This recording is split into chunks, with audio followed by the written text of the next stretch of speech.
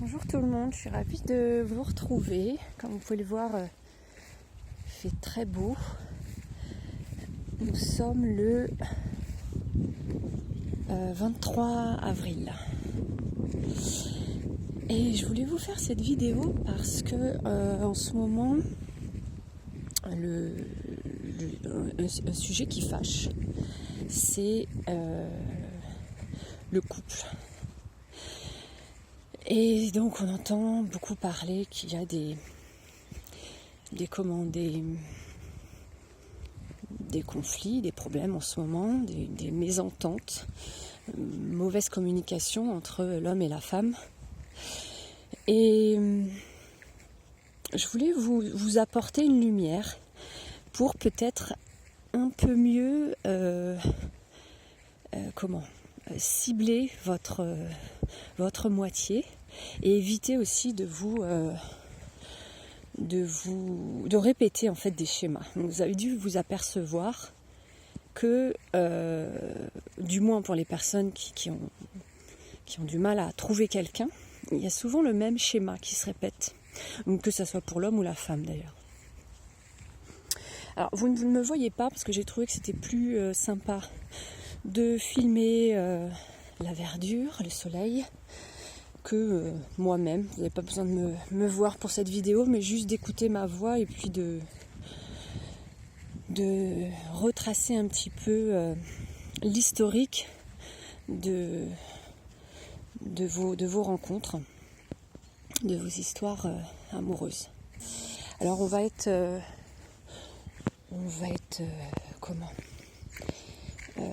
poli, voilà, galant.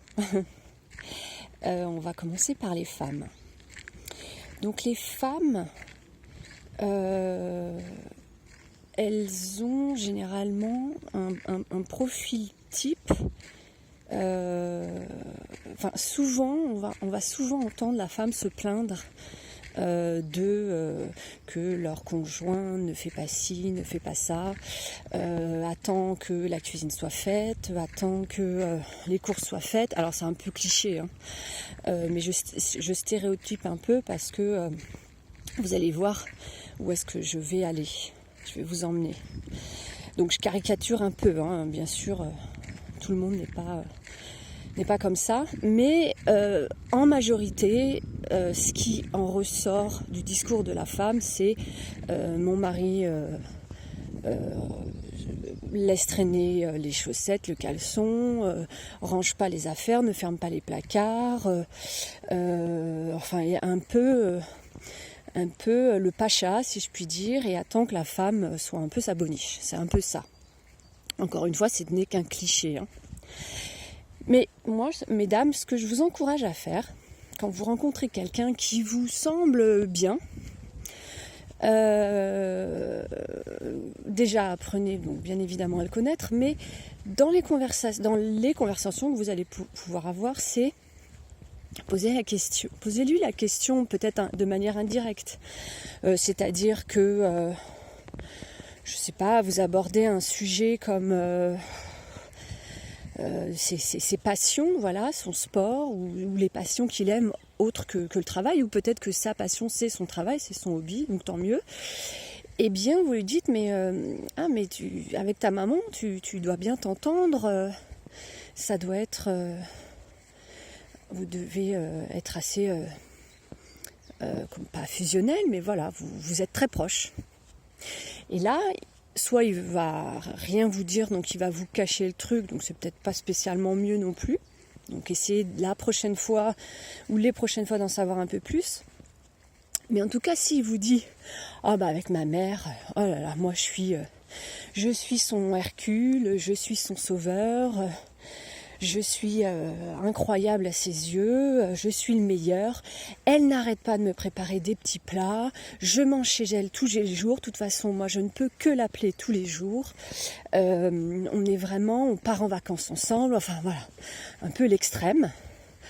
Eh bien mesdames, prenez vos jambes et partez, parce que avec ce profil-là, vous allez avoir quelqu'un qui va effectivement, lui, dans son mode de fonctionnement, dans comment il a été élevé, éduqué, et ce que sa mère lui a renvoyé comme image, c'est tu es parfait, tu es génial, surtout ne fais rien. Ne fais rien mon chéri. Et donc vous allez vous retrouver avec quelqu'un qui n'a pas envie de faire les courses, qui laisse traîner les affaires parce que de toute façon, en gros, maman, donc vous, la conjointe, vous allez le faire, et il va effectivement vous prendre pour sa mère. Voilà ce qui va se passer. Et donc, ce qui fait que ça va être constamment les mêmes reproches, les mêmes choses. Donc ça, ce n'est qu'une petite partie de ce qu'on peut retrouver dans un couple, mais vu que c'est la tendance générale, c'est déjà bien de pouvoir le repérer dès le départ et de choisir peut-être quelqu'un d'autre, quoi.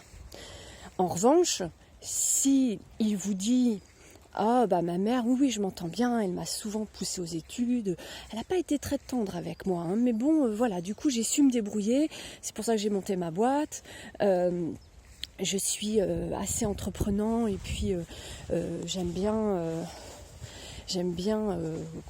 comment m'occuper par moi-même. Voilà, on se voit de temps en temps, on s'appelle, on se voit pour les grandes occasions, mais sinon maintenant elle a sa vie, elle est très contente que j'ai réussi et que je vis de mes propres ailes et voilà, on a une relation d'adulte en gros.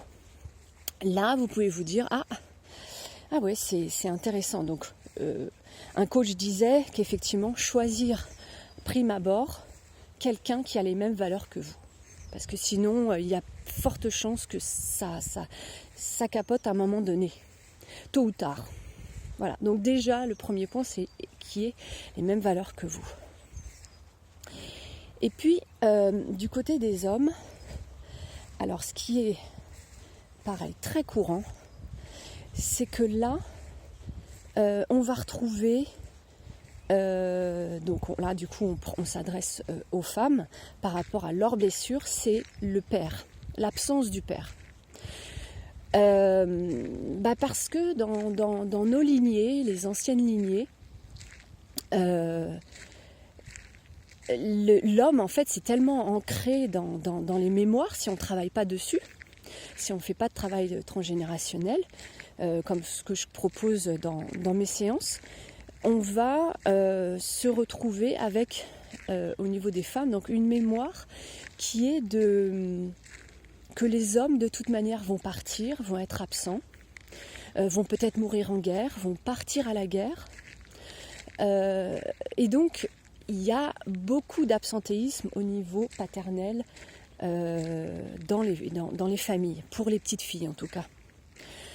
Ce qui fait que la femme, elle va chercher un père, va chercher une figure paternelle pour essayer de réparer ce qu'elle n'a pas eu. Et ce qui fait que ça va donner un comportement disproportionné par rapport au fait qu'elle est censée être adulte et se prendre en charge et ne pas attendre d'être remplie par sa moitié, quoi. Donc en gros il vaut mieux être un contenu qu'un contenant, parce que le contenant il va toujours chercher à être rempli, donc on va chercher une béquille.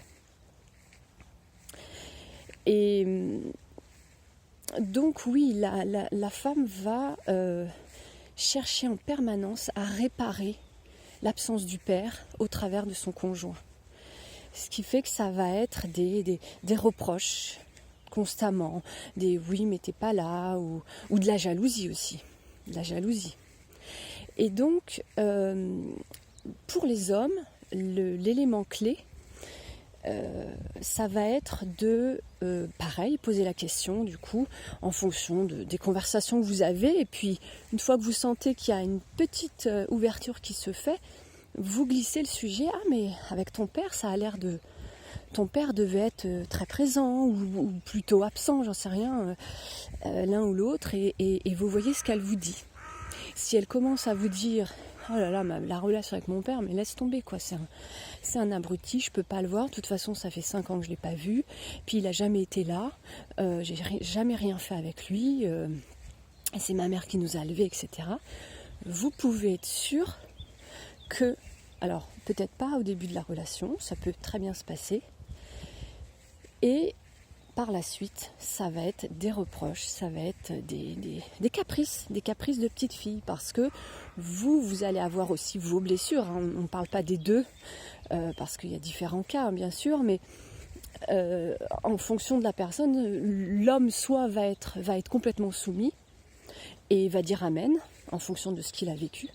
Et donc là, ça va fonctionner, mais il va être complètement castré par la femme, ou alors, il va pas accepter ça, et donc ça va être des engueulades à répétition. Donc, pareil, quand la fille qui est en face de vous, la femme, vous dit « Ah non, moi avec mon père c'est une catastrophe, je peux pas le voir, de toute façon c'est qu'un géniteur, il est rien pour moi, etc. » Vous lui dites « Écoutez, on va rester amis. » Voilà, c'est la meilleure chose à faire. Si vous ne voulez pas perdre votre temps, après vous faites ce que vous voulez.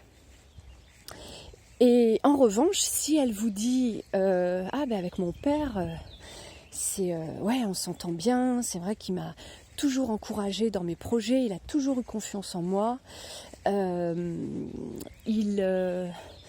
m'a épaulée quand ça allait pas, on partageait beaucoup de moments, et puis maintenant j'ai pris mon envol et je me débrouille très bien sans lui et c'est parfait quoi. Bon. En gros, là vous pouvez vous dire que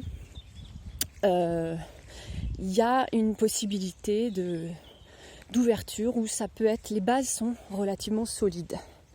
Voilà, un minimum. C'est-à-dire que les personnes qui vont avoir eu un père ou une mère, enfin du moins des parents, avec des bases suffisamment solides et de la communication, ça va être des gens qui vont aussi, des hommes et des femmes qui vont aussi savoir communiquer. C'est-à-dire que dans un couple, ça ne va pas être tout beau, tout rose. C'est sûr qu'il y a parfois des mésententes, il y a parfois des blessures qui remontent, parfois ça nous vexe, etc. en fonction de comment on est au niveau de nos émotions. Et puis, mais par contre, on va réussir à communiquer. C'est-à-dire, écoute, là tu m'as fait ça, t'as dit ça, je voulais juste te dire que ça m'a pas fait plaisir. Voilà, c'est vrai que j'ai une blessure en ce moment que j'essaye de travailler, de pacifier parce que c'est pas agréable, mais là en agissant comme ça, tu l'as fait remonter et voilà. Sache que ça m'a fait mal. La personne en face, logiquement, doit s'excuser, arrondir les angles et en discuter. Et que peut-être lui vous apportera sa version aussi, parce que chacun a son film qui se déroule sous ses yeux. On n'a pas tous le même film. Il y en a qui vont voir que c'est pas choquant d'aller passer un week-end avec des copains. Et puis d'autres, ça va être une catastrophe, la blessure de l'abandon, du rejet, etc. Donc voilà, il y a différentes choses comme ça qu'il faut aussi voir, et que les personnes réussiront à mieux communiquer, bien évidemment. Voilà, j'espère que cette vidéo vous aura éclairé. Posez-moi des questions sur mon site internet ki-du6pm.com, ou bien vous pouvez me retrouver sur Anne Thérapeute, sur les pages jaunes, sur mon Facebook Kishedos S''art, donc A-R-T, et puis sur LinkedIn aussi à Gladys Tanchou, et je répondrai avec plaisir à vos questions. J'ai toujours les séances à distance pour les personnes qui ne sont pas sur la région parisienne, en thérapie brève. Voilà, les gens sont très contents et c'est tout aussi efficace qu'en cabinet. Voilà, je vous souhaite une belle journée sur ces belles images et je vous dis à très bientôt.